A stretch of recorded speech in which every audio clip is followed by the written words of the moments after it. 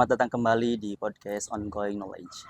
Kali ini saya bersama Bapak mau cerita-cerita tentang bagaimana kemudian dulu beliau dibesarkan, kemudian sampai dengan saat ini beliau menjadi seorang yang berpengaruh lah di lingkungan sekitar. Kita akan cerita bagaimana latar belakang beliau dan eh, ya bagaimana beliau dibesarkan. Dan yang jelas ini dalam rangka untuk mengetahui leluhur saya sendiri. Karena bagaimanapun saya dibesarkan tidak hanya oleh seorang diri, karena saya hadir di dunia ini melalui beberapa rangkaian. Ada kakek, kemudian ada bapak, kemudian menjadi saya. Dan itu harus kita apresiasi bersama, dan itu kita harus rayakan karena itu merupakan bagian dari leluhur saya sendiri. Dan semoga melalui podcast ini ada manfaatnya lah ya. Oke, dan di sini sudah ada bapak saya. Assalamualaikum, Pak. Waalaikumsalam warahmatullahi wabarakatuh. Ya, gimana Pak kabarnya, Pak? Ya, bagus, alhamdulillah sehat, Sehat ya. tidak kurang suara apapun. Alhamdulillah. Nah, teman-teman, eh, ya Bapak ini seorang tokoh lah di kampung di sini dan sudah lama bergelut di dunia pendidikan dan sosial. Tentunya bisa di apa ya bahasanya tuh. Semoga ada manfaatnya lah dari perjuangan Bapak ini selama kurang lebih berapa tahun Pak di ini? Tiga, ya dari lahir tahun 54 sih, tahun 1954, terus mulai meneruskan tugas orang tua sebagai pengasuh masjid yang dulunya pernah ada pesantren sih, gitu. Tahun 86. 86. Jadi sampai saat ini kurang lebih sudah 38 tahun lah. Gitu. Nah, sebelum ke situ mungkin pengen tahu latar belakang dulu Pak. Jadi dulu itu kecil seperti apa, kemudian sekolah di mana, lanjut kemudian sampai dengan mendapat pendidikan tinggi misalnya. Kan Bapak lulusan S1 ya. Nah, bagaimana gitu proses sampai sana dan bagaimana dibesarkan oleh seorang Mbah Romo lah, kita kenal Mbah Romo gitu. Ya, saya lahir di di kampung halaman sendiri, yaitu di Kampung Sindanglaya, Desa Sindangsari, Kecamatan Banyarsari. Nah, saya hidup bersama dengan orang tua, dengan keluarga, gitu ya, termasuk sekolah di SD, sekolah dasar, itu dengan orang tua, dan sekaligus juga ngaji sama orang tua. Ini ngaji Gitu. kitab gitu Pak? Ngaji kitab, ya ngaji Quran, ngaji kitab itu sama orang tua. Modelnya sorogan gitu Pak? Atau... Ya sorogan, kalau ngaji dengan orang tua Mbah Romo itu dulu itu sorogan, terutama bagi anak-anak yang mulai belajar ngaji kitab lah gitu. Lalu tamat SD, dilanjutkan ke SMP. Padahal saudara-saudara yang lainnya itu sekolahnya itu di sekolah-sekolah pendidikan agama. Nah, kenapa saya dimasukkan ke SMP? Itu atas saran salah seorang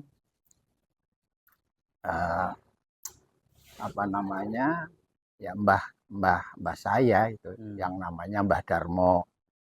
Beliau seorang ahli kesehatan, itu menyarankan kepada ibu, katanya anakmu jangan disekolahkan ke jurusan agama semua, katanya masukkan ya, ada yang dimasukkan ke sekolah umum, maka bapaklah yang dimasukkan ke SMP waktu itu. Kalau tidak salah ya sekitar tahun 68 lah, 68an itu masuk ke SMP. Tapi di SMP tidak sampai selesai, hanya sampai kelas 2. Oleh orang tua dipindahkan lagi ke sekolah jurusan agama, yaitu ke PGA, ya sekolah pendidikan guru agama, sebagai calon guru agama di Banjar. Ya kondisi waktu itu memang ya kalau dinilai sekarang itu sangat sulit, sangat sulit. Tapi untung negara memberikan fasilitas bagi anak-anak yang jauh sekolahnya, ya terutama di Banjar, yang ada jalur keretanya, itu diberi fasilitas istilahnya abodemen. Abodemen namanya langganan, ya.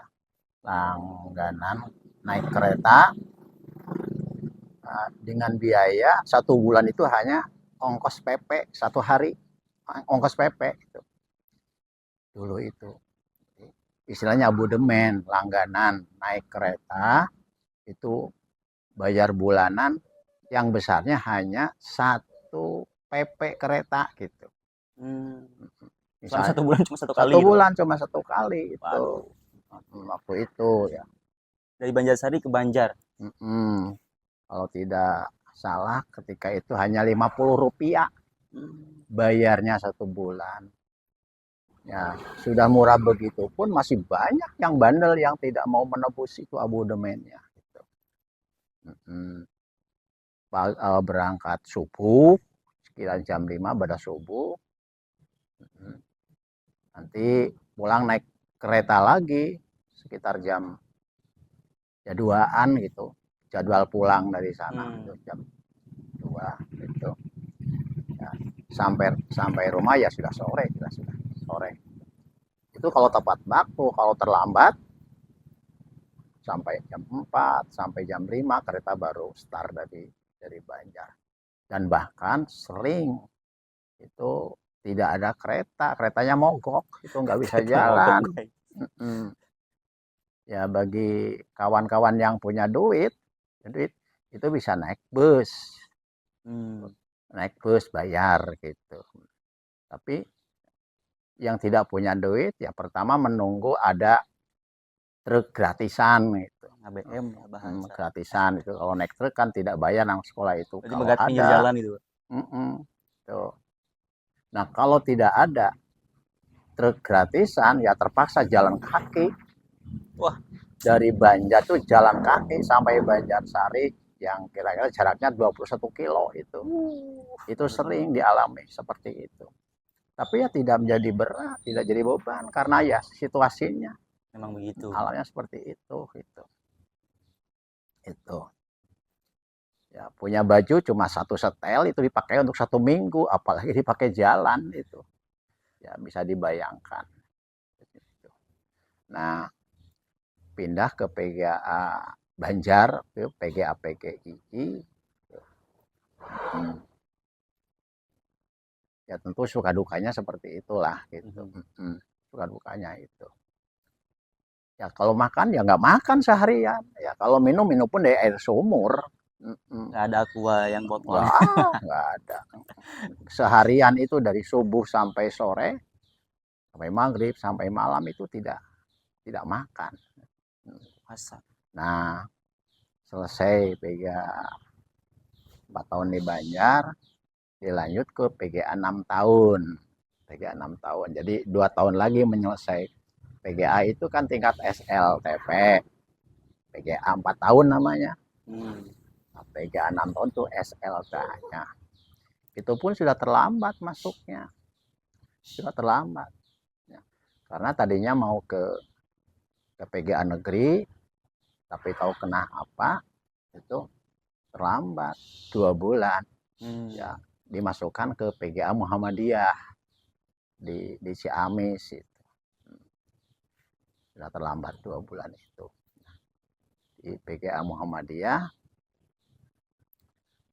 baru 6 bulan oleh kepala sekolah sudah diminta untuk ikut ujian kelas 3. Baru 6 bulan. Akselerasi.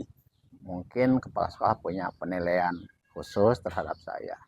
Gratis lagi, nggak ngeluarkan biaya apapun.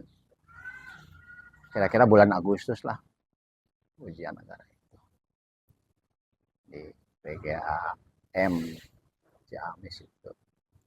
Dan Kenapa? Kenapa itu? Mungkin kepala sekolah menilai saya memiliki kemampuan.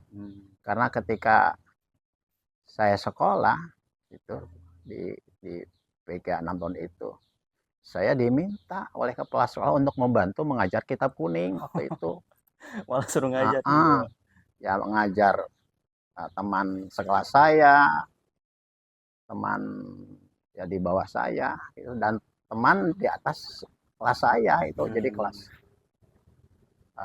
kelas 4 PGA, kelas 1 PGAA atas, dan kelas 3 PGA atas itu. Ya saya nggak tahu kenapa kepala sekolah itu punya kebijakan seperti itu. Sudah, katanya kamu pulang saja. Tuh. Nanti pada kesini kan ijazah 4 tahunmu. Biar nanti untuk membuat persyaratan ikut ujian. Memang ya kepala sekolahnya itu ya seorang yang alim gitu, seorang kiai itu. Namanya Pak Mahmudin. Termasuk juga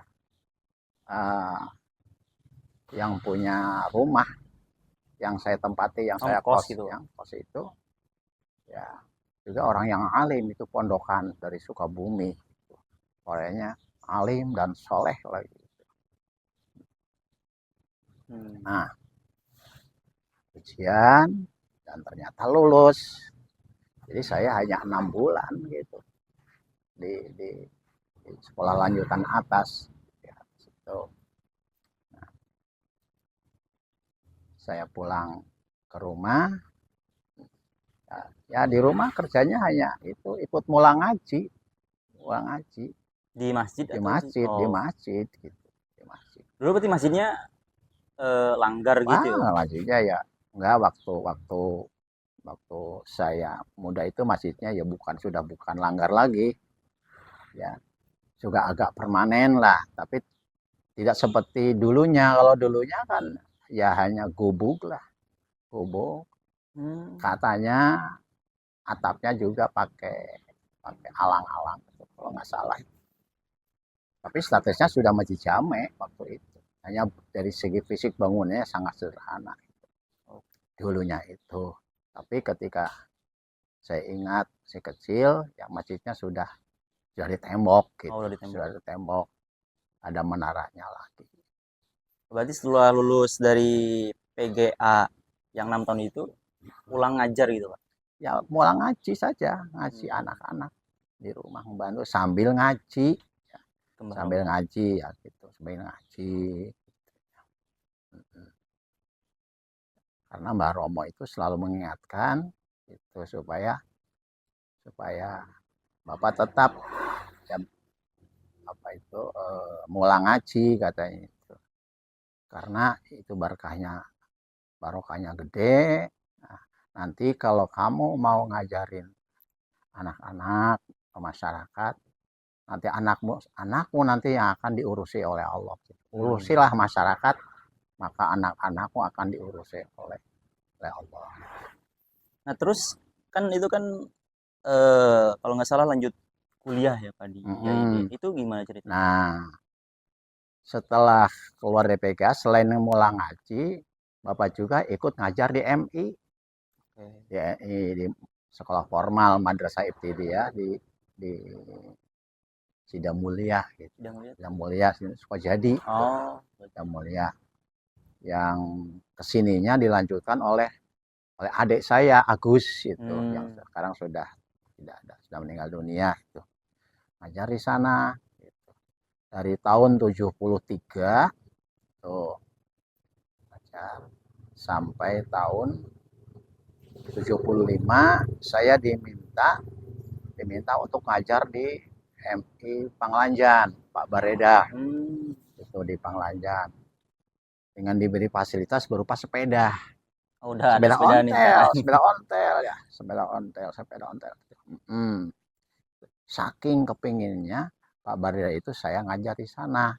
Karena pada waktu Bapak ngajar di MI kan jalan kaki melewati sungai. Itu saya biasanya ngambil jalannya dari jalan kereta. lewat jembatan kereta yang disebut ban istilahnya. Jembatan gantung belum ada saat itu, jadi jalan kaki. Terus kalau misalnya airnya tinggi itu, Pak? Ya nggak sampai kebanjiran sih, gitu. Oh. Jembatannya itu. Nah, aktivitas di Sidamulya itu di lingkungan M itu ya sambil kalau malam hari tahu hari apa itu ngajar tilawatil Quran gitu di masjid yang ada di sana itu. Ya, makanya dengan masyarakat itu ya akrab gitu, sangat akrab dengan masyarakat gitu. Nah, tahun 75 kalau salah ya 17 saya pindah ke MI Panglanjan ya karena diberi fasilitas sepeda. Ya, kenapa? Pada waktu itu sepeda sangat berharga bagi bapak itu, berharga pisan itu. Yeah. Orang pingin punya sepeda itu, wah berat banget gitu. Nah, berapa honornya? Honornya itu pertama 7.500. 7.500 itu paling-paling ya untuk beli rokok 1 bungkus. Sampai 12.500 itu. Honor ngajar di MI 1 bulan itu ya. Tapi ya karena waktu itu memang sama sekali tidak terpikir itu untuk mencari honor ya itu ya biasa-biasa aja gitu. Terus ngaji ke Panglanjan tahun 75 76 itu ada apa namanya ada kegiatan dakwah pembinaan keluarga dari PTDI provinsi. Nah, Bapak ikut kegiatan itu yang datang ke rumah ya, ke rumah-rumah door to door gitu. Ya. Nah, itu 75 76 gitu. Maka saat itu ada kesempatan keliling Jawa Barat gitu karena itu cukupnya Jawa Barat gitu. Berarti dakwah keliling Jawa Barat itu? Ya dakwah dari keluarga sambil menawarkan buku lah gitu. Sambil menawarkan buku. Jadi ada unsur dakwahnya, tapi juga ada unsur bisnis komersilnya karena dari penjualan buku itu kan ada untung. Ya resmi itu dengan surat tugas dari Perguruan Tinggi Dakwah Islam Provinsi Jawa Barat waktu itu. Itu keliling Jawa Barat sampai ke Banten sampai sana. Ya hampir semua kabupaten. Naik bis. Tapi kan kalau datang ke satu tempat ya menetap di sana untuk beberapa minggu, beberapa bulan gitu. Sampai selesai tugasnya. Sampai mana itu? Cirebon, Beringin, Sukabumi sampai. Ya hampir semua kabupaten dialami. Nah, pada tahun 77 Bapak pikir gitu. Saya harus bisa melanjutkan kuliah. Pamitan ke Mbah Romo waktu itu karena Lepri kan sudah di Jakarta. Lepri itu menyarankan kalau orang masuk lima seharusnya itu berada di Jakarta, itu banyak fasilitas kalau di Jakarta untuk kemajuan itu. Kon pindah lah gitu. Pindah. Kebetulan di sini pun ada sekolah-sekolah kalau mau ngajar. Gitu. Nah, masukan itu disampaikan ke Mbah Romo, disampaikan gitu. Membuat pamit lah bagaimana kalau saya ke Jakarta gitu ya supaya saya bisa melanjutkan kuliah ya gue karena kalau di sini bagaimana saya bisa kuliah biaya nggak ada gitu.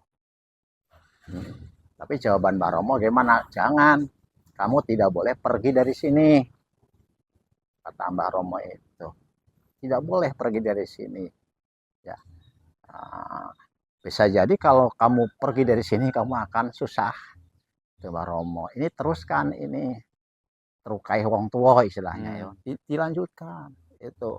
Perkara kamu akan kuliah insya Allah kamu bisa kuliah walaupun di sini. Nah, Bapak kan ya mentaati ya mengikuti nasihat orang tua. Nah, pada tahun itu juga alhamdulillah bahwa bisa masuk kuliah ke Fakultas Syariah. Ke Fakultas Syariah tahun 2007.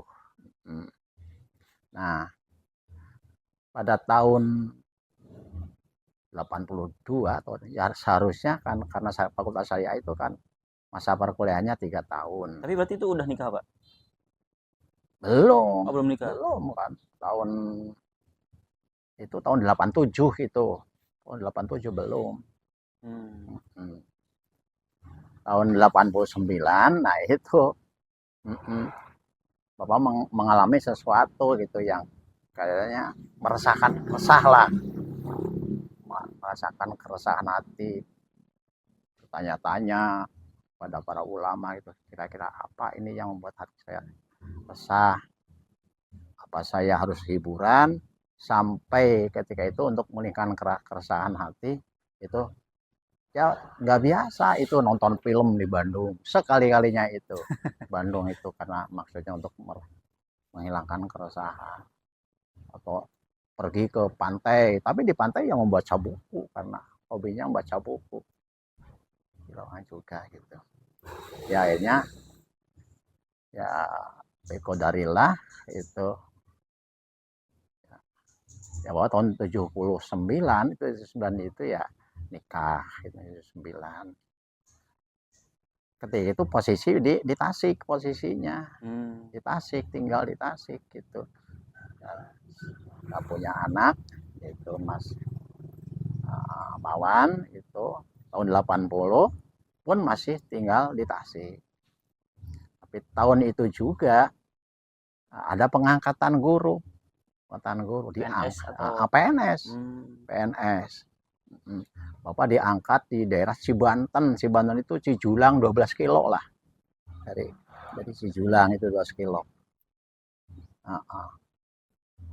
Transportasi ke daerah Cibanten itu langka sekali itu kendaraannya, itu satu hari itu cuma satu kolbak, itu pun hanya membawa pedagang gitu ya, yang masar ke Cijulang dari Cibanten. Kalau keluarga ditinggal di sini, dan gajinya pada waktu itu hanya cukup untuk 3 kali PP katanya ke Cibanten itu gajinya, kan nyaris nggak bisa membiayai keluarga gitu. Nah waktu itu sudah 1,5 tahun Bapak mengusulkan pindah ke Banjarsari, dan alhamdulillah tidak sulit karena dibantu oleh seseorang yang sudah akrab dengan Bapak, yaitu Pak Munir, orang Ciamis.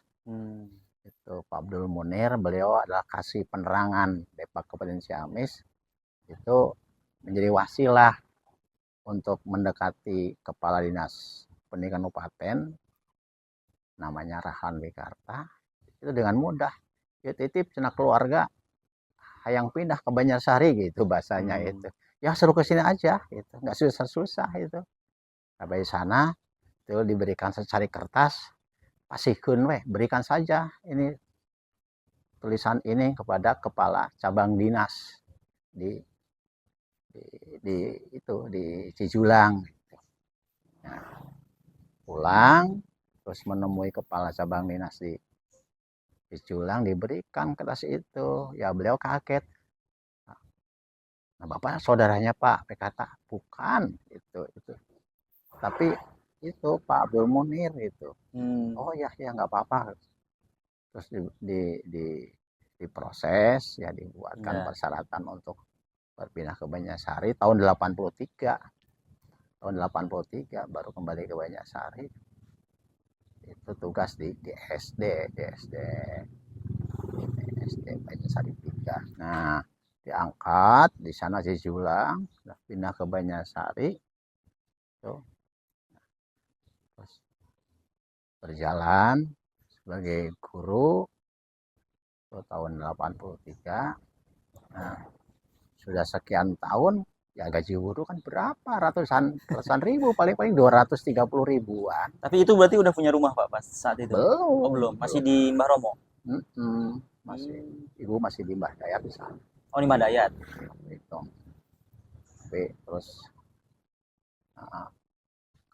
karena apa? Ya, karena Mbak Ibu tidak menghendaki kalau Bapak tinggal di sana. Padahal Bapak itu sudah dipersiapkan untuk buat rumah di Pahauran. Itu karena di Pahauran kan Bapak itu buat pondok, banyak juga santrinya itu. Jadi Mbah Muhdi menghendaki supaya Bapak tinggal di sana, maka disiapkan material untuk membuat rumah di sana.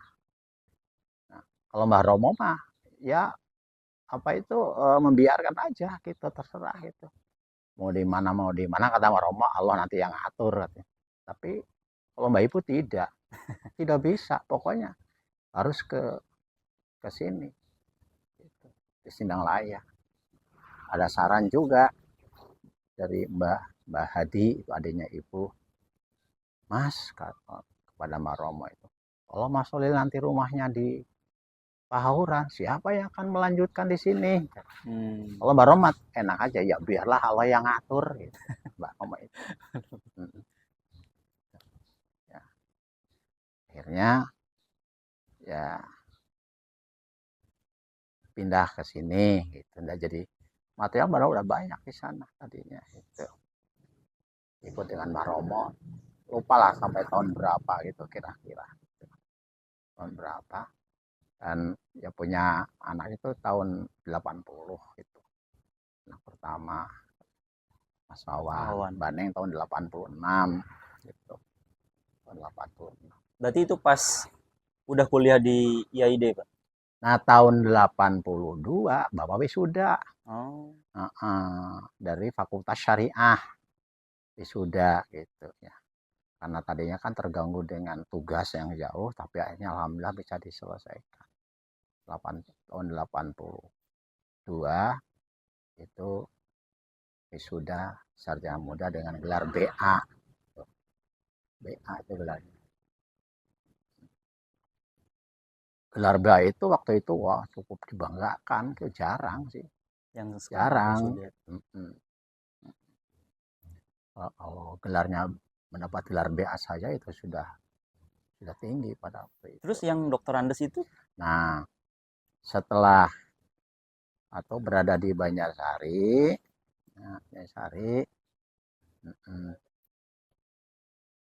ada kawan sama guru gitu. Beliau datang ke rumah, ya minta Bapak mengantarkan dia untuk daftar kuliah. Gitu. S1 sama, dia juga sarjana muda. Gitu. Ya, Bapak ya mau juga ngantar kali itu, diantar kali itu. Tadinya nggak ada niat apa itu, yang lain-lain cuma nganter aja. Nah, sampai di sana dia daftar, lalu si petugas TU itu menyarankan, ya karena kebetulan kawan juga, sekalian aja daftar gitu. Di apa itu Pak, kampus? Ya ide. Oh ya ide juga. Ide juga gitu.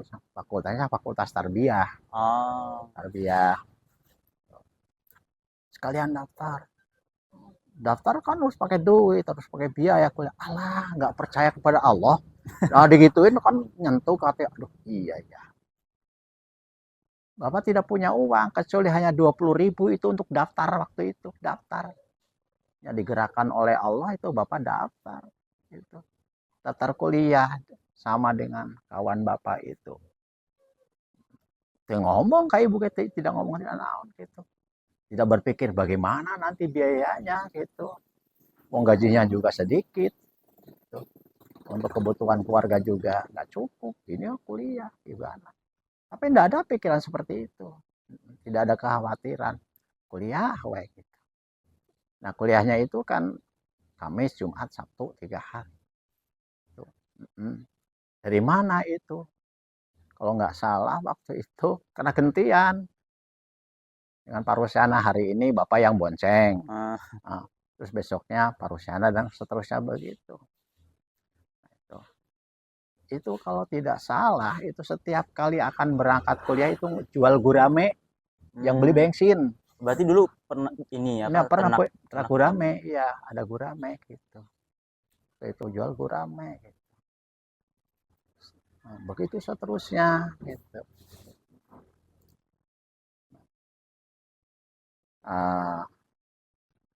Ya sampai akhirnya singkatnya itu ya sampai pada akhir kegiatan perkuliahan seharusnya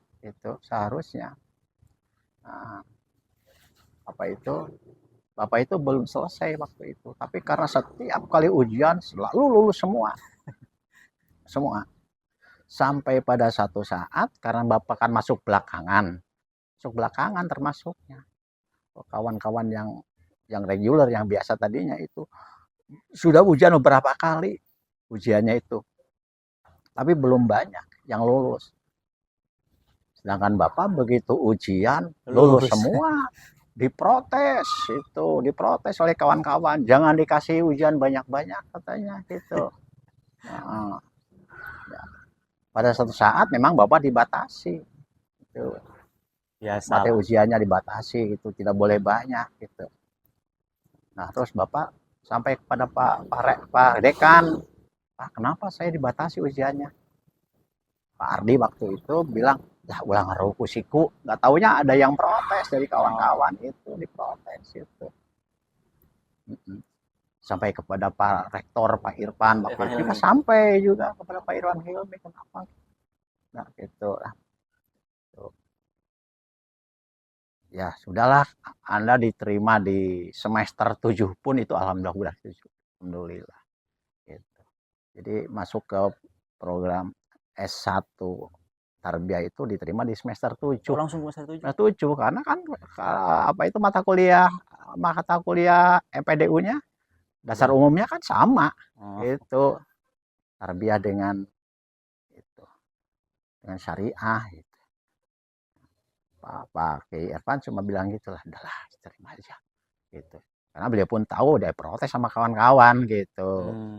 Diprotes bukan karena benci, karena iri gitu ya, cemburu gitu. Alhamdulillah. Nah, kata TU, oke mah ujian yang nanti mah silahkan ambil sebanyak-banyaknya. Begitu ada kesempatan lagi periode ujian, ngambil 10 mata kuliah, lulus semuanya. Jadi lulus semua itu udah. Itu ujian tulisnya. Lulus semua itu. Kata Pak Dekan, udah segera Anda siapkan skripsinya.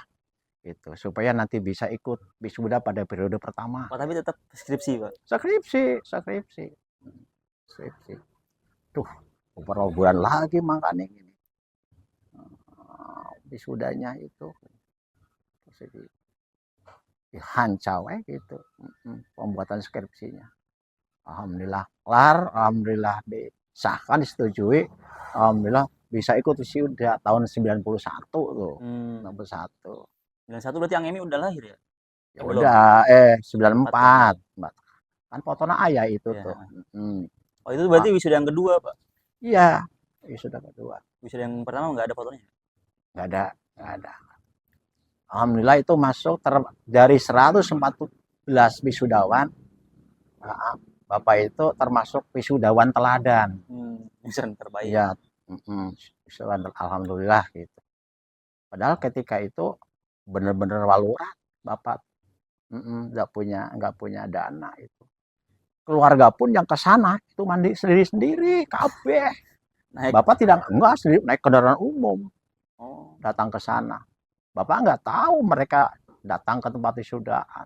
Apal dari itu termasuk Mbak Ibu juga, Pak Dijal. Itu yang ada pada di foto itu. Mbak Romo mah udah nggak ada. Mbak Romo kan 86. Tuh. Nah, begitu datang, Bapak pakai toga naik dibalik. Apal dibalik yang soalnya segi empatnya di belakang, ini mah di depan itu. Ya. Masuk, orang lain datang kan pakai mobil datang pakai mobil sarombongan gitu. Ya bawa masuk, duduk ya biasa seperti saya yang lainnya. Ada yang datang, Pak jangan kemana-mana, emangnya ya pokoknya Bapak mah jangan kemana-mana, di sini aja gitu. Tidak tahu bahwa akan dipanggil pertama sebagai wisudawan teladan gitu. Oh, berarti nggak dikasih tahu sebelumnya gitu? Nggak tahu. Oh, dikasih tahu. Mbak Dayat juga masih ada, Mbak Dayat itu. Nah, habis wisuda, foto-foto, yaitu salah satunya itu foto itu. Kalau orang lain kan naik mobil langsung ke rumah makan, ke restoran, gitu. Umumnya, ke restoran. Kalau Bapak keluar dari situ, itu dengan keluarga itu cemprak pun tanggal kalapa. Makan pangsit tuh. Leyehan Itu makan sehan. pangsit. Ya nggak ada, jarang yang gitu. Tapi sedikit pun nggak ada, rasa mindernya nggak ada. Itu. Apalagi setelah mendapat predikat wisudawan teladan. Itu tahun 91, terus tahun 94 Bapak diangkat sebagai kepala sekolah. Itu guru agama itu ya, yang diangkat kepala sekolah itu ya kedua lah kira-kira. Yang pertama itu istrinya Pak Asep Saiful Milah di Jantung, itu diangkat. Yang kedua Bapak di sini diangkat kepala sekolah, kepala SD. Berarti sekaligus pas lahirannya Ang Emi. Dan 4. Itu. Ya seperti gitulah perjalanan itu Bapak gitu. Kalau ngajinya Bapak tetap di Mbah Romo ngajinya itu. Bapak pernah ngomong ke Mbah Romo, mau nek saged njaluk dipondokke kula. Nek mondok ki butuh ragat. Aku ora ragat katanya gitu. Ragat biaya. Okay. Kalau orang mondok itu butuh biaya, sedangkan kita kan nggak punya biaya. Sudahlah ngaji di rumah aja. Insya Allah nanti pada satu saat, insya Allah kamu akan difutuh oleh Allah, akan dibuka hatinya, dan kitab segerobak pun akan bisa kamu baca. Udah ngaji di rumah itu, ngaji di rumah sama Mbah Romo. Berarti Mbah Romo tuh punya latar belakang pesantren gitu Pak? Wah iya, kalau Mbah Romo itu pesantrenan. Mbah Romo itu dulunya kan dibawa oleh Mbah Mukti, mbahnya ibu. Kesini itu dibawa oleh Mbah Mukti atas pesanan Mbah Ki Hanafiyah. Karena Mbah Mukti itu salah seorang khotib dulu di Langgarin di masjid ini. Itu ingin punya pesantren, katanya, minta dicarikan anak yang bisa itu ngaji, katanya. Mbah Romo waktu itu kan masih di Wonokromo di Blojok. Itu Mbah Romo yang kepilih sama Mbah Mudi gitu. Terus diambil bantu oleh Mbah Ki Hanafiyah itu. Nah, semenjak Mbah Romo di sini, karena Mbah Ki Hanafiyah itu meninggal tahun 59. Kalau nggak 59. Loh. Romo buka itu madrasah diniyah di sini. Terus membuat pondok. Buat pondok, ada pondok itu sebelah utara masjid itu pondok bambu. Semua dari panggung bambu. Terus atapnya juga alang-alang. Selain santri Kalong juga ada santri yang jauh-jauh itu dari Purwokerto. Banyak. Dari Purwokerto itu banyak tuh. Berarti udah terkenal gitu Mbah Romo itu dulu? Ya waktu itu ya udah gitu. Nah, umumnya santri yang datang dari Purwokerto itu datang ke sini ya bermodalkan buruh gitu, buruh di tempat ini, di daerah sini gitu. Salah satu santrinya itu kan jadi mantunya Mbah Romo, Mas itu, Ade Darudin, Yumus itu, Udemus, itu santrinya. Santri Mbah Romo. Santrinya Mbah Romo itu, terus itu Yudirah itu, suaminya juga itu santrinya Mbah Romo itu, Pada Kasikun itu. Makanya sampai sekarang Yudirah itu istrinya mantannya Kang Kasikun itu sama Mbah Romo itu benar-benar ngaku sebagai orang tuanya sendiri gitu. Nah, ya itu ya perjalanan pendidikan, sekolah, ngajine gitu. Tetap kalau ngajinya sekanya Mbah Romo saja. Gitu. Terus kan setelah kepala sekolah, terus pas jadi ketua MU itu Pak, gimana ceritanya? Nah, iya. Jadi kepala sekolah, dari kepala sekolah dipromosikan jadi pengawas. Pengawas sekolah ya, tahun 2001 kalau salah, itu 2001 terus sampai 2004 sampai pensiun sih, sampai pensiun 2014. Nah, kalau ketua MUI itu kan eh, dipilih berdasarkan musyawarah, dipilih pungutan suara. Sebelumnya kan Kiai Abdul Rosid yang jadi ketua MUI itu orang Sindang Tawang, tapi sekarang sudah meninggal dunia itu. Nah, dia juga ikut di dalam pemilihan ketua MUI. Artinya ikut sebagai calon gitu. Sebagai calon. Jadi jeung bapak dua calonnya. Calon gitu. Ketika itu suara itu yang milih bapak ada 53, sementara yang ke Abdul Rosid kayaknya ya 9 atau 10 suara itu. Jauh. Menjadi telak itu. MUI tahun 2009 atau tahun berapa itu. Ya, sampai sekarang kan masih terus diperpanjang gitu. Nah, selain sebagai pengawas sekolah, kan Bapak juga kan pernah jadi dosen di Institut Al-Hikmah Bawarokiyah itu. Ya lumayan, yang tambah-tambah honornya gitu. Lumayan tuh, lama itu jadi dosen. Kenapa berhenti? Karena ada aturan dari pemerintah tidak boleh ada kelas jauh. Dosennya kan dosen tarik semua ke pusat. Bapak kan nggak sanggup lah kalau harus ngajar di pusat di Suralaya itu, nggak sanggup. Ya, akhirnya berhenti. Itu ngajar di sana itu semenjak awal pembukaan itu sampai yang tadinya muridnya paling banyak 12 siswanya, 12 orang, itu sampai yang 100 lah. 300-400 siswa di sini. Itu banyak sekali. Nah, waktu itu di awal-awal itu perjuangan membuka perkuliahan Indonesia dengan Pak Tatang, Dr. Tatang sekarang doktor. Beliau pernah jadi sekda Kabupaten Ciamis. Memang dia orangnya soleh gitu, soleh banget. Lalu ini bagaimana fasilitas pendidikan yang ada? Apa mengut kepada masyarakat? Tidak pernah. Apa minta sumbangan kepada yang lain dengan proposal? Tidak pernah. Tidak pernah mengut ke masyarakat, tidak pernah mengajukan proposal, apakah pemerintah atau kemana, nggak pernah ada. Kok bisa begini? Ya alhamdulillah, ini qadarillah gitu. Ya ini memang yang ini bangunan TK yang ini itu nilainya 208 juta. Itu dari program pemerintah memang. Itu lengkap ya. 3 ruangan, ada meubilernya gitu. Lengkap itu. Alhamdulillah itu dapat. Maka ini digunakan untuk bangunan TK. Nah, kalau yang sebelah sana itu yang 2 tingkat itu benar-benar mengumpulkan sedikit demi sedikit dari masyarakat. Tapi bukan dipungut, tidak pernah target swadaya ya. Lillahi ta'ala gitu. Pernah juga yang itu Pak Bupati, waktu itu Pak Bupati Ngkon namanya, datang berkunjung ke Bapak ke sini karena ada acara di masjid.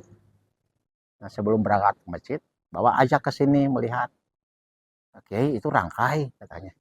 Mohon Pak Bupati, ya iya itu rangkai. Itu rangkai apa? Madrasah. Oh gitu. Kira-kira cukup nggak kalau 200 sak? Nggak tahu. Bapak aja terus terang nggak tahu gitu. Nggak tahu. Udah 250 sak aja. Bupati. Ngasih. Tapi ini berupa material gitu. Ya nggak apa-apa Bupati gitu. Habis itu diceritakan sama Pak Dr. Wasti ke sini. Dr. Wasti itu.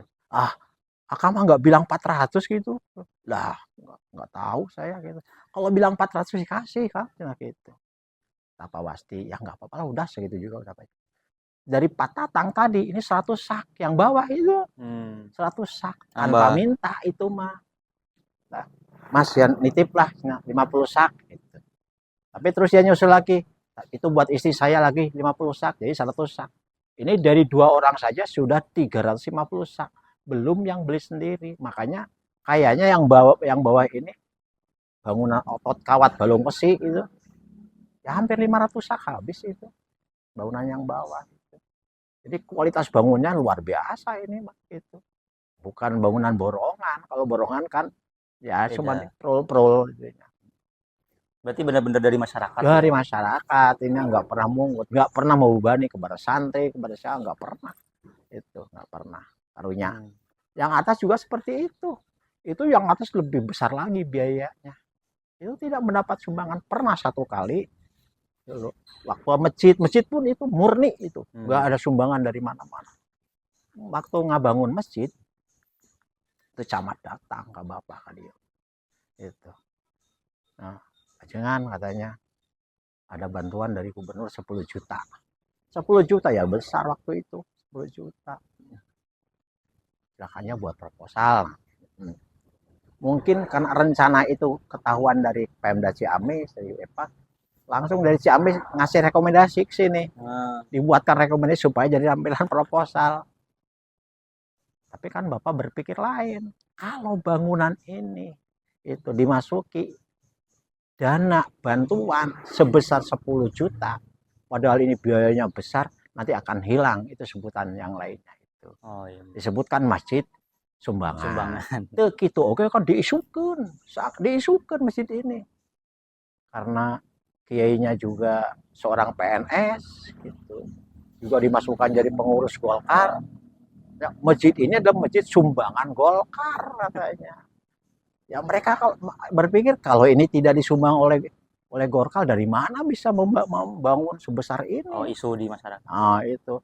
Ya memang diisukan supaya tidak dan datangnya masjid itu gitu. Supaya tidak sholat di masjid itu. Kayak itu. Jadi fitnah gitu. Jadi fitnah. Padahal Bapak sama sekali tidak pernah menerima sumbangan dari mana. Gitu. Nah, itu alhamdulillah gitu. Semenjak Bapak meneruskan Mbah Romo, mengalihkan Mbah Romo di sini, alhamdulillah kayaknya jemaahnya ya subur, kegiatan pengajiannya juga ya lancar, dari mulai TK sampai tua. Itu kan ada tahfidz Quran, banyak yang sudah hafal Quran. Salah satunya misalnya Leidah itu dulunya kan tinggal di sini. Ya, ngapal Quran, terus ngaji kitab, itu ngaji kitab. Kalau Mbah Romo kan beliau itu sosoknya sosok orang sufi. Kalau Mbah Romo jarang menemukan orang beribadah seperti Mbah Romo, jarang. Bukan karena orang tua sendiri, tapi kenyataannya seperti itu. Mbah Romo kalau sudah munggah masjid asar, terus tidak ada keperluan, itu tidak pernah turun. Zikir terus di masjid. Wakaf ya Bang? Bukan itikaf. Bukan itikaf, itu istighol namanya. Ini melaksanakan zikir dalam jumlah puluhan ribu Romo itu. Jadi Mbah Romo tapi ikut torekat apa? Nah, Mbah Romo torekat Naksabandiyah. Naksabandiyah yang zikirnya khofi, tidak keras gitu. Di sini gitu. Tapi dengan hitungan puluhan ribu, kadang-kadang 5.000, kadang-kadang 10.000. Romo itu hitungan zikirnya. Jadi beliau benar-benar sosok sufi, benar-benar sufi lah. Jadi hidup yang demo apa adanya, dan semua yang ada itu benar-benar disyukuri Mbah Romo. Itu dalam ketenangan. Makanya Mbah Romo itu kan tidak pernah sakit itu. Ya, dengan bermodalkan hati yang penuh ketenangan, Mbah Romo kan sehat terus. Beriang itu terus meninggal dunia itu. Oh, pas sudah sembuh lah ya. Iya. Tampilan hidupnya sehari ya sekaprah seperti masyarakat umum aja. Gitu. Tapi beliau sangat disegani, sangat dicintai, sangat dihormati Mbah Romo itu oleh semua orang. Salah satu nilai yang paling nonjol lah dari Mbah Romo yaitu qanaah, sabar. Sabar nerima apa adanya. Mbah Romo itu sabar. Ya. Ajaran sabar itu ditanamkan. Ya. Nasihatnya itu biasanya tidak formal Mbah Romo itu. Nasihat itu sambil berjalan ke kebun kan, Bapak kan selalu mendampingi. Pang akrabna, pang deketna. Itu dengan Mbah Romo ya Bapak itu kebun bareng. Nah di sepanjang jalan itulah Mbah Romo sering menyampaikan ya kalimat-kalimat yang apa itu mengajarkan nilai-nilai. Tapi nilai sufi itu. Hati-hati cek Mbah Romo itu. Hati-hati kamu jangan sampai mengambil barang yang tidak halal. Apalagi itu hak orang lain. Karena pada satu saat kamu harus mengembalikannya. Tidak ada barangmu yang bisa kebawa oleh orang lain, tidak ada barang orang lain yang bisa kebawa oleh kamu. Sudah ada hak-haknya lah. Ya. Barangmu ya barangmu, barang orang lain yang orang lain. Barangmu walaupun hilang pada suatu saat akan kembali kepada kamu. Barang orang lain yang kebawa kepada kamu itu akan dikembalikan oleh kamu. Itu Mbah Romo. Ya tidak ada barang halal masuk neraka, tuh tidak ada barang haram masuk surga. Yang halal tetap masuk surga, yang haram tetap masuk neraka. Ya Romo, ayo sekarang kamu punya anak, biayai anakmu itu dengan biaya yang haram. Tetap kelakuan anakmu itu nanti kelakuan ahli neraka saja. Itu Pak Romo. Nah, terus diajari dengan peristiwa satu waktu, ya, aku dengan Mbah Romo ke sawah. Di sawah itu ada telur bebek kok ngangon kan ada yang bertelur di sawah. Diambil oleh Mbah Romo. Ini sebenarnya tidak halal. Itu istilah Mbah Romo telur ini. Tapi kalau dibiarkan juga kan mubah. Kata Mbah Romo. Ya diberikan kepada orang lain sama saja gitu. Ya udah dibawa pulang gitu. Bawa pulang, Mbah Romo ya terus diolah, digoreng lah, itu dimakan gitu. Apa yang terjadi besok pagi? Ayam Mbah Romo sing jago gede hilang. Itu langsung kan biasanya Mbah Romo turun dari masjid itu kalau matahari sudah keluar waktu ke masjid teh. Si ayam wis nunggu nang ngarep pantau masjid teh, nunggu Mbah Romo. Ya tukang ngempani Mbah Romo itu ya menunggu Romo untuk diberi makan. Mbah Romo lihat loh, kok ayamnya nggak ada yang besar gitu. Cari-cari sampai sore nggak ketemu. Tahu Mbah Romo ngomong, nah betul nggak? Itu makanya hati-hati gitu. Mendapatkan telur, kehilangan jago. Berapa nilai telur? Berapa nilai jago kan? Itu sangat berharga. Satu saat Bapak diuji Bapak diuji. Itu mau bayar pajak motor no mana gitu no itu mana itu bukan tapi kayaknya bukan motor. Sampai siang ya itu belum ada panggilan juga karena sadar karena datanya pun Bapak sudah terlambat gitu. Begitu ada panggilan kok dipanggilnya ke tempat penyerahan STNK. Oh udah langsung jadi. Iya. Oh Bapak kan kaget, Pak. Bagaimana ini? Saya belum bayar Pak ini. Kok sudah keluar STNK-nya? Ah masa Pak? Iya. Ah mungkin lupa Bapak. Enggak, saya belum bayar. Atau mungkin ada kawan Bapak. Nah, saya tidak tahu itu. Tapi yang jelas saya belum bayar. Sebagai itu kebingungan itu kayak gimana ini? Karena biasanya kalau STNK sudah jadi kan berarti sudah lunas. Bayar lunas. Bingung. Pak, nggak usah bingung. Pokoknya berapa apa itu? 180.000. Lebaran.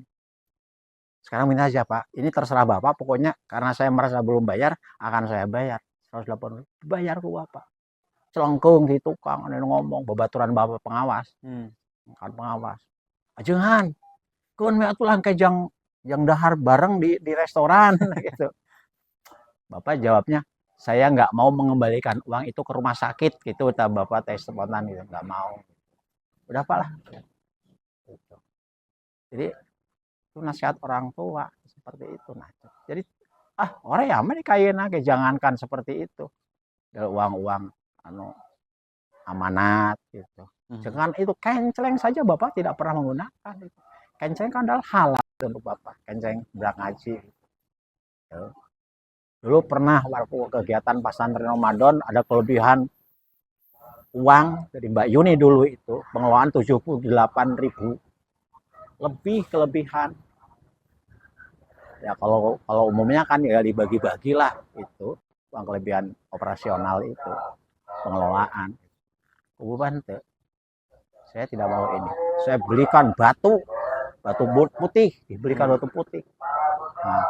Nah itu bangunan yang itu salah satunya adalah itu modal awalnya ada pembelian batu putih untuk pondasi. Gitu.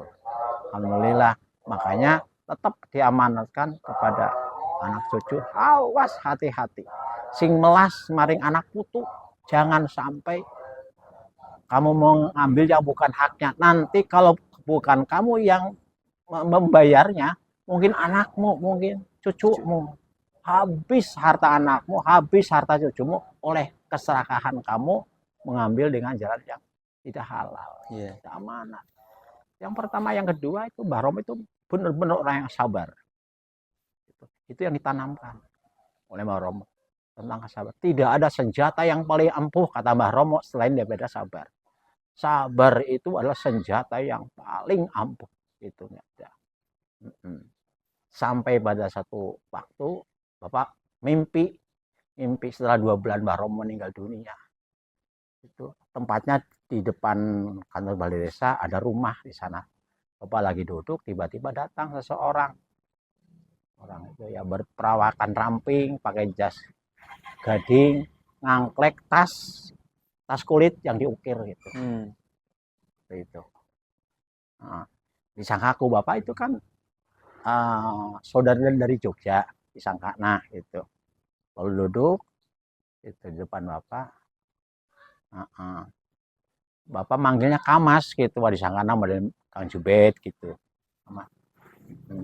Manggilnya Kamas. Kamas kapan datangnya? Loh, kamu kok panggil Kamas? Kamu nggak tahu saya ya gitu. Loh, emangnya siapa? Saya ini yang disebut dengan Kiai Sumolangu. Gitu. Kebumen. Oh, ya. Minta maaf, saya nggak kenal gitu. Orangnya pakai ikat. Orangnya gitu, pakai ikat. Gitu. Datang ke sana. Ini baca. Orang kitab sudah dibaca. Yang bawa baca itu ya kalau ngirim doa kepada orang yang sudah meninggal dunia gitu, orang tua ya kulhu ping 11, falak ping 11, Anas ping 11, itu aja yang dibaca itu. Nah sudah itu dia yuk aku diterke maring bapakmu, maring ibumu. Ya waktu itu memang sudah Mbah Romo sudah tidak ada ya 2 bulan itu. Yuk aku antar. Bapak antar kan kadinya ke rumah nu ayu kan diantar ke. Masih ingat banget itu, ingat banget. Mbah Ibu duduk di resban sebelah barat, kolonan meja gitu, resban. Terus di pinggir. Terus Kiai Sumolangu duduk di resban sebelah timur, gitu ya juga di pinggir gitu. Bapak duduk di mebel itu, kursi mebel kan ada kursi mebel itu. Nah, tidak selang berapa lama terus beliau minta untuk diantarkan ke makam Mbah Romo. Gitu. Tahu gitu. Jadi antarkan. Nah, habis itu beliau ke sini, mana ini? Di sini itu udah banyak orang, kayak nobong layat. Itu udah banyak orang, tapi rumahnya kayak rumah Mbah Romo kene teh. Masih bilik ya. Padahal Bapak kan sudah di sini, Bapak kayak si dia keur ngembi eta teh. Sini orang-orang pada berdiri. Ya hormatlah kepada seorang yang mulia berdiri. Terus beliau masuk ke sini. Semua orang perhatian tertuju kepada beliau, perhatiannya. Nah, lalu dia ngerti kok, dulur-dulurku kabeh, saya datang ke sini itu dalam rangka telik saudara lanangku, sedulur lanang gitu. Aku telik sedulur lanang. Nah, ketahuilah apabila kebaikan sedulur lanang saya dibandingkan dengan kebaikanku, ya. Terus aku menjual semua harta kekayaanku, tidak akan mengalahkan kebaikan sedulur lanangku itu. Mbah Romo maksudnya. Itu. Beliau kan orang sakti mandraguna. Semolangu itu tidak keras di bedil, tapi tidak mengaku lebih sakti. Justru yang sakti itu tadi memberi pelajaran bahwa sabar itu senjata yang paling ampuh. Itu di mimpi kan? Di mimpi, itu di mimpi itu. Jadi kalau harta saya, dia orang kaya, dia itu kiai tapi kaya, dia Setri Modokuno ya, pemimpin Hizbullah kan. Di Somolangu itu masih ada kan sampai sekarang itu. Daerah Somolangu itu masih ada. Itu. Dia mengakui kehebatan, keunggulan Mbah Romo lebih hebat, lebih unggul dibandingkan saya. Itu kebaikannya. Gitu. Nah, Bapak kan ya waktu itu masih berpikir. Lah pagi harinya kebenaran dino Selasa kan ada tawajuhan. Ketemu Wardani, itu Wardani. Lek kalau mau mengimpi seperti ini gimana? Oh iya Mas, itu benar itu. Kalau beliau mengaku Ki Somolangu, iya benar. Karena dulu Romo itu pernah ngajak saya untuk berjalan kaki ziarah maring makame Ki Somolangu. Oh, berarti udah meninggal juga. Udah meninggal. Somolangu. Terus sore harinya ketemu Pak Nasruddin almarhum. Pak Nasruddin kan orang Kebumen. Dia adalah laskar itu Hizbullah dari Ki Somolangu. Dia juga itu kebanyakan orang-orang Kebumen itu. Dia juga membenarkan sifat apa itu profil dari Ki Somolangu. Iya seperti ini Ki Somolangu. Jadi persis seperti yang Bapak saksikan di dalam mimpi seperti itu. Makanya tetap kalau kita menjadi orang sakti, jadilah orang yang sabar. Berarti kan nilai-nilai dari Mbah Romo itu tentang sabaran. Nah, mungkin kalau dari Bapak sendiri gimana gitu tentang nilai kehidupan, kan Bapak kan sudah sangat apa ya bahasanya itu udah merasakan asam manis pahitnya kehidupan lah gitu kan. Apa yang ingin Bapak tanamkan? Ya, memang senjata orang hidup yang paling handal ya, untuk membentengi diri dari berbagai masalah hidup. Ya pertama adalah nerimo qanaah, syukur dan nerimo, itu menerima apa adanya. Tidak ada yang memberatkan bagi orang yang nerimo. Ada atau tidak ada tetap hatinya tetap tenang.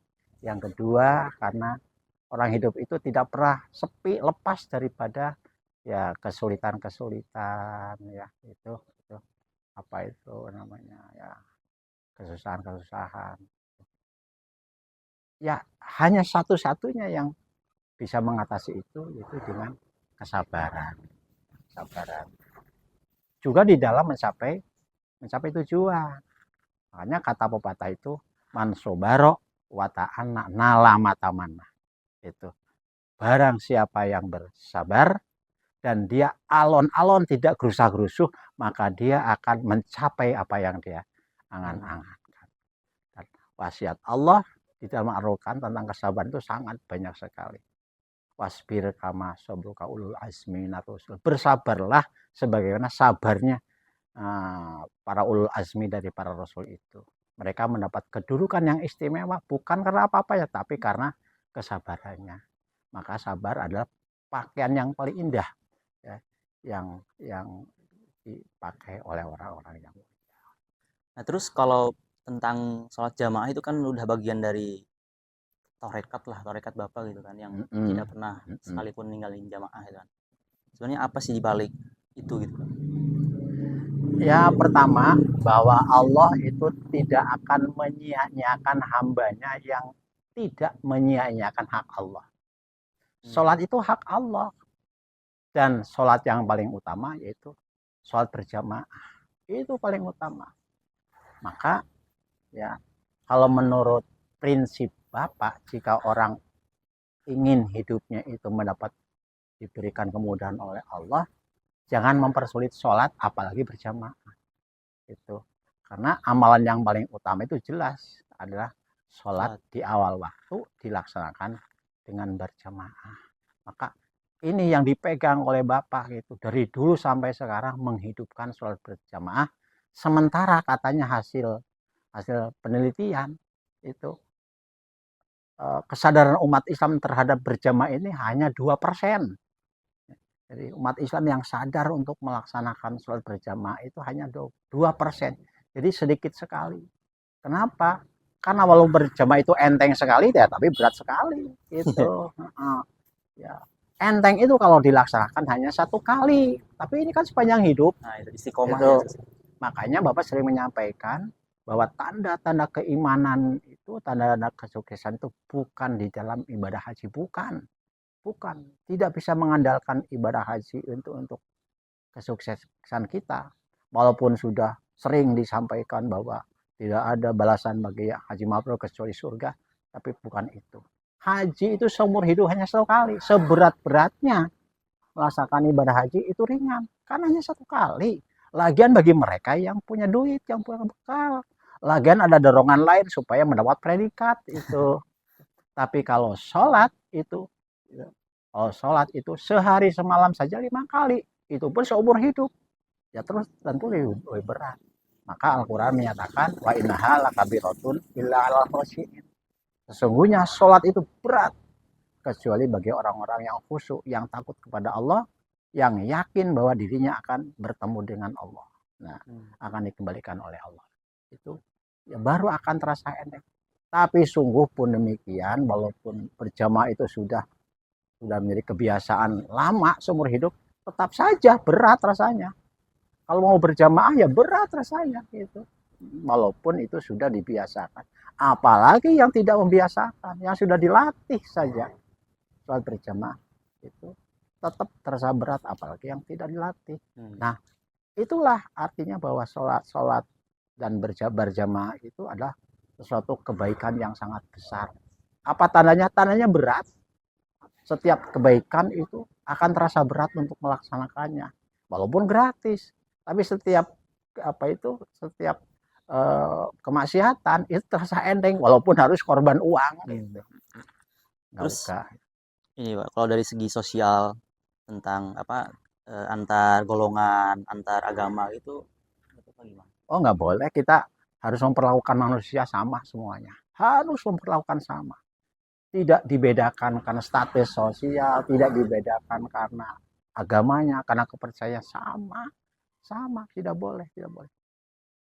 Bedakan, kemarin saya ngaji kan gitu kemarin itu. Tetangga itu ada tetangga yang seagama, ada tetangga yang masih satu keluarga, itu ada tetangga yang berbeda agama, tapi tetangga tetap harus dihormati sama dengan tetangga-tetangga yang punya hak lain gitu. Nggak boleh kita merendahkan manusia karena perbedaan. Ya, agak nggak boleh itu, biarkan. Apalagi keimanan, iman kalau percaya itu nggak bisa dipaksakan, nggak bisa. Itu adalah hak prerogatif Allah. Siapa yang diberikan petunjuk oleh Allah, maka dia berpetunjuk. Barang siapa yang tidak mendapat petunjuk oleh Allah, ya dia sesat. Itu biarkan mereka, jadi hak mereka, gitu, hak mereka. Jangan kita maksakan. Anapun kita ya memberikan petunjuk, nasihat, itu hak, boleh saja. Tapi itu kekuatannya moral, bukan kekuatan formal. Kalau kekuatan formal, hukum kan harus memaksa. Iya. Nggak boleh.